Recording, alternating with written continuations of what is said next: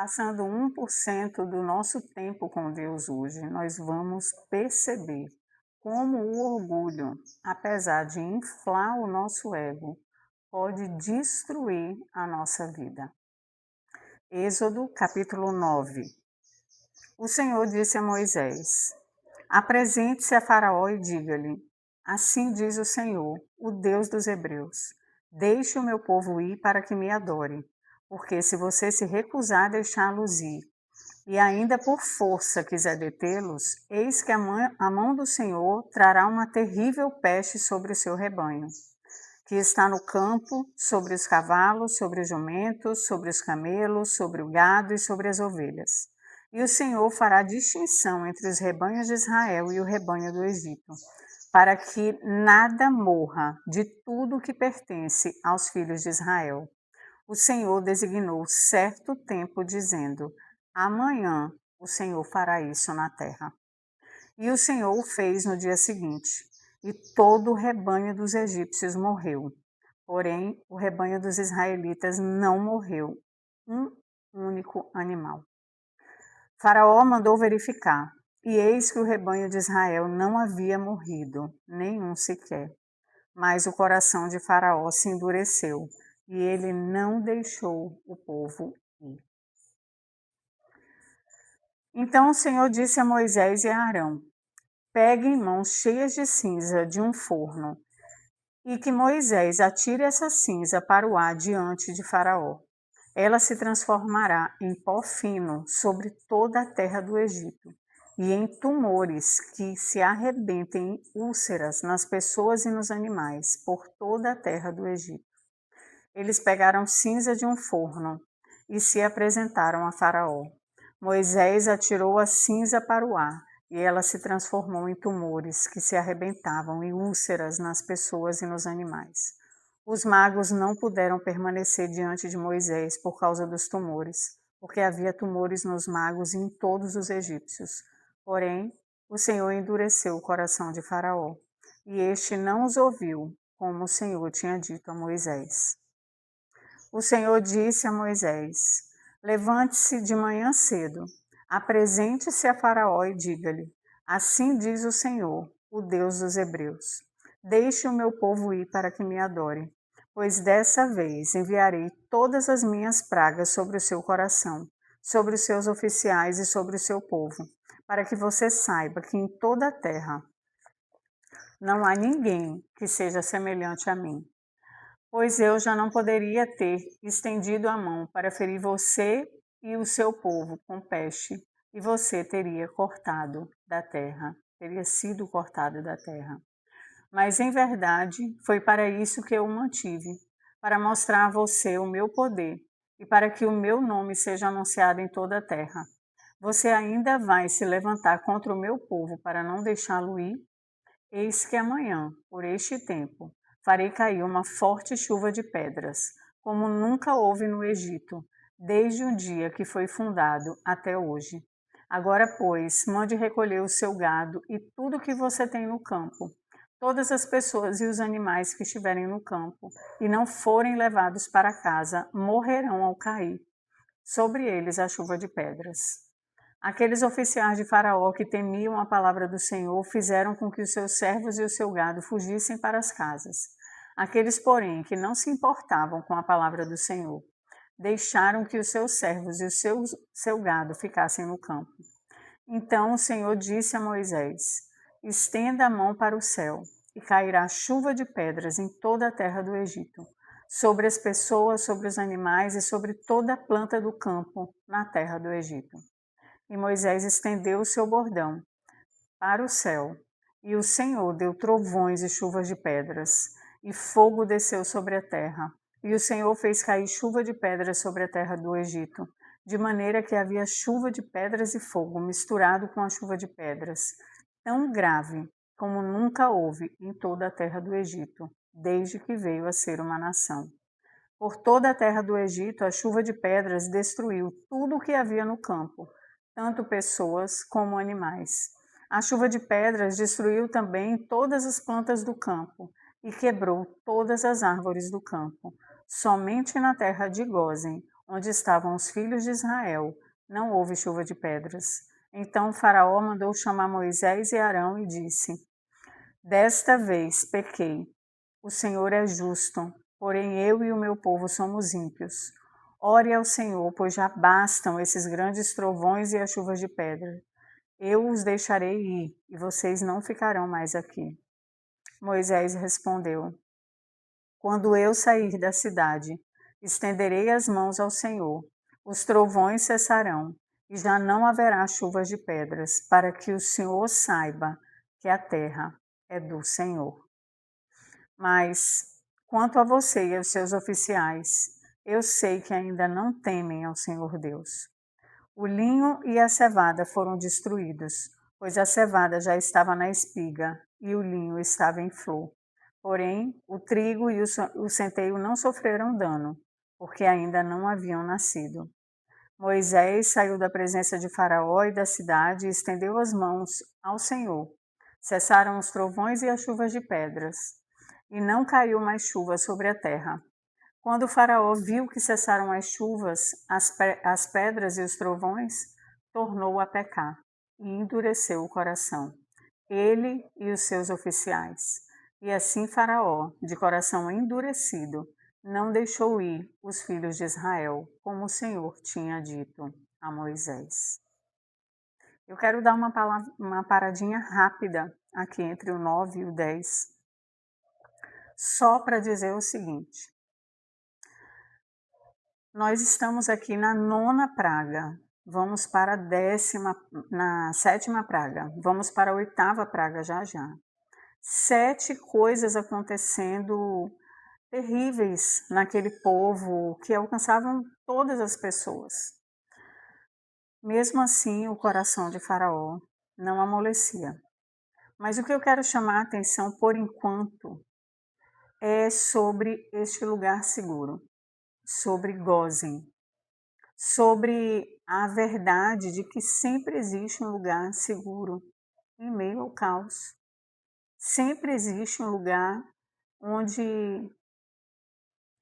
como posso dizer, não haverá sofrimento interior. Porque muitas vezes nós estamos dentro de um lar cheio de tribulações, com brigas, com violência, mas quando começamos a nos colocar na presença do Senhor, a paz que excede todo entendimento toma o nosso coração. Isso não significa que nós vamos ficar indiferentes ao caos que gira ao nosso redor, mas significa que essa paz interior, esse rio de água viva que começa a fluir no nosso coração, ele começa a transbordar na nossa vida, para que nós sejamos instrumentos diante do caos. Isso porque muitas vezes nós ficamos ali na cidade de Gósen só assistindo o caos acontecer, só vendo a destruição, mas não fazemos absolutamente nada para que haja mudança. Moisés e seu irmão Arão estavam numa missão para que aquele povo também do Egito parasse de sofrer.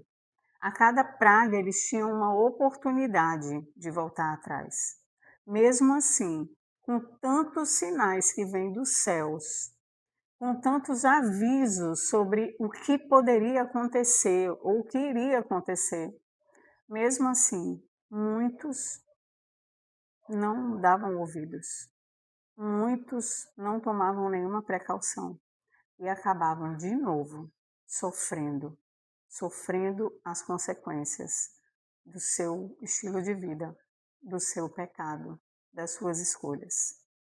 Êxodo 10, a 8ª praga.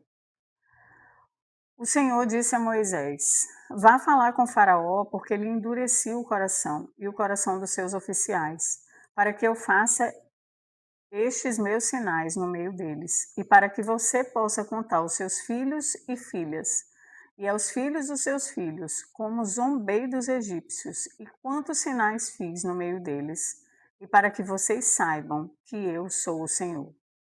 Moisés e Arão apresentaram-se a Faraó e lhe disseram: Assim diz o Senhor, Deus dos Hebreus: Até quando você recusará a humilhar-se diante de mim? Deixe o meu povo ir para que me adore. Se você não deixar o meu povo ir, eis que amanhã trarei gafanhotos ao seu território. Eles cobrirão de tal maneira a face da terra que não será possível ver o chão. Comerão o restante que escapou, e o que restou depois da chuva de pedras, e comerão todas as árvores que crescem no campo. Os gafanhotos encherão as suas casas, as casas dos seus oficiais e a de todos os egípcios, como nunca viram os seus pais nem os seus antepassados, desde que se estabeleceram nessa terra até os dias de hoje. Moisés virou-se e saiu da presença de Faraó. Então os oficiais de Faraó disseram: Até quando este homem será um perigo para nós? Deixe essa gente ir para que adorem o Senhor e Deus deles. Será que o rei ainda não sabe que o Egito está arruinado? Então Moisés e Arão foram conduzidos à presença de Faraó, e este lhes disse: Vão e adorem o Senhor seu Deus. Mas eu gostaria de saber quem são os que irão. Moisés respondeu: Iremos com os nossos jovens, com os nossos velhos, com os filhos, com as filhas, com os nossos rebanhos e com os nossos gados. Iremos porque temos que celebrar uma festa ao Senhor. Então Faraó disse: Que o Senhor esteja de fato com vocês, se eu permitir que vocês saiam e levem junto as crianças. Vejam, vocês têm más intenções, mas não é assim que vai ser. Vão somente vocês, os homens, e adorem o Senhor, pois é isso que vocês estão pedindo. E os expulsaram da presença de Faraó. Então o Senhor disse a Moisés: Estenda a mão sobre a terra do Egito, para que venham gafanhotos sobre a terra e comam toda a vegetação, tudo o que a chuva de pedras não destruiu.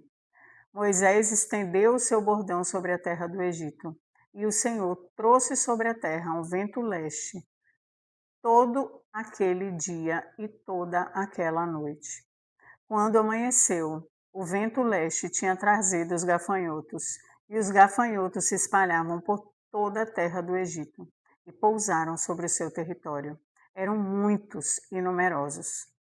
Antes destes, nunca houve tantos gafanhotos, nem depois deles virão outros assim. Porque cobriram a superfície de toda a terra, de modo que a terra escureceu. Devoraram toda a vegetação da terra e todo o fruto das árvores que a chuva de pedras não havia destruído, e não restou nada verde nas árvores, nem na vegetação, em toda a terra do Egito. Então o faraó se apressou em chamar Moisés e Arão e lhes disse: Pequei contra o Senhor, seu Deus, e contra vocês. Agora peço que me perdoem o pecado, ainda esta vez, e que orem ao Senhor, seu Deus, para que tire de mim essa praga mortal. Moisés saiu da presença de Faraó e orou ao Senhor. Então o Senhor fez soprar um vento oeste muito forte, que levou os gafanhotos e os lançou no Mar Vermelho. Não restou um só gafanhoto em todo o território do Egito. O Senhor, porém, endureceu o coração de Faraó, e este não deixou ir os filhos de Israel. Então o Senhor disse a Moisés: Estenda mãos para os céus e virão trevas sobre a terra do Egito, trevas que se possam apalpar. Moisés estendeu a mão para o céu e houve trevas espessas sobre toda a terra do Egito durante 3 dias. Os egípcios não podiam ver uns aos outros, e ninguém se levantou do seu lugar durante 3 dias. Porém, todos os filhos de Israel tinham claridade nas suas casas. Então o faraó chamou Moisés e lhes disse: Vão e adorem o Senhor. Fiquem somente os seus rebanhos e o seu gado.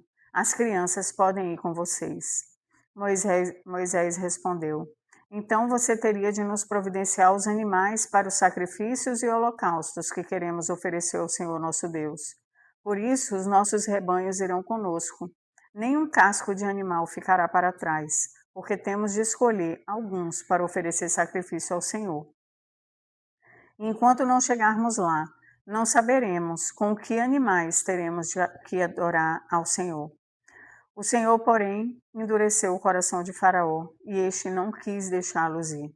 Faraó disse a Moisés: Saia da minha presença e tenha cuidado para nunca mais aparecer aqui, porque o dia em que você tornar a ver meu rosto, será morto. Moisés respondeu: como queira, nunca mais tornarei a ver o seu rosto. Um coração duro e orgulhoso pode destruir a nossa vida. Quantas vezes nós tomamos decisões equivocadas e não voltamos atrás somente para não dar o braço a torcer? Isso acontece em coisas pequenas e em coisas grandes e destruidoras.